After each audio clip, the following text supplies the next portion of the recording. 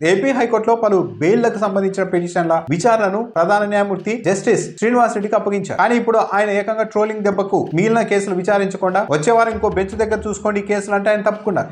అంటే ఒక విధంగా ట్రోలింగ్ ద్వారా ఒక న్యాయమూర్తినే భయపెట్టేశారు ఈ రాష్ట్రంలో. ఇప్పుడు దీనిపైన హైకోర్టు ఏం చేయబోతుంది, ప్రధాన న్యాయమూర్తి ఏ నిర్ణయం తీసుకుంటారు అన్నది ఇప్పుడు ఆసక్తికరంగా ఉంది. ఒకవేళ ఒక న్యాయమూర్తి ట్రోలింగ్ కు భయపడి బెదిరిపోయి బాధపడి కేసుల నుంచి తప్పుకునే పరిస్థితులు మొదలైతే, ఇది సక్సెస్ అయితే ఈ ఫార్ములా పలానా న్యాయమూర్తి దగ్గరికి మన కేసు వెళ్తోంది, మన పార్టీకి సంబంధించిన కేసు అని అనుకున్నప్పుడు ఆ న్యాయమూర్తి ఫేవర్ గా మనకు అనుకూలంగా తీర్పు ఇవ్వరేమో అనే ఉద్దేశం ఉన్నప్పుడు ముందే ఆ న్యాయమూర్తికి వ్యతిరేకంగా విపరీత స్థాయిలో ట్రోలింగ్ చేస్తే ఆ న్యాయమూర్తి నా మీద ఇలాంటి ట్రోలింగ్ జరుగుతుంది కాబట్టి నేను ఈ కేసును విచారించలేను అని తప్పుకుంటే ఇక కోర్టుల్లో బెంచ్ హంటింగ్ చేయాల్సిన అవసరం లేదు. ఇప్పుడు హైకోర్టు ఏం చేస్తుంది, సుమోటోగా తీసుకుంటుందా, లేకుంటే జస్టిస్ శ్రీనివాస్ రెడ్డి దీని మీద ఫిర్యాదు ఇస్తారా, లేకుంటే తన ఆధీనంలోని కోర్టులో ఇలాంటి పరిస్థితి ఉండడం పైన స్వయంగా సీజేనే జోక్యం చేసుకుని దీని మీద విచారణకు ఏమైనా ఆదేశిస్తారా అన్నది చూడాలి. ఒకవేళ అలాంటి పరిస్థితి లేకపోతే మాత్రం అధికార పార్టీ పైచేయి సాధించినట్టే జ్యుడిషియరీ మీద కూడా అని భావించే అవకాశం అయితే ఏర్పడుతుంది.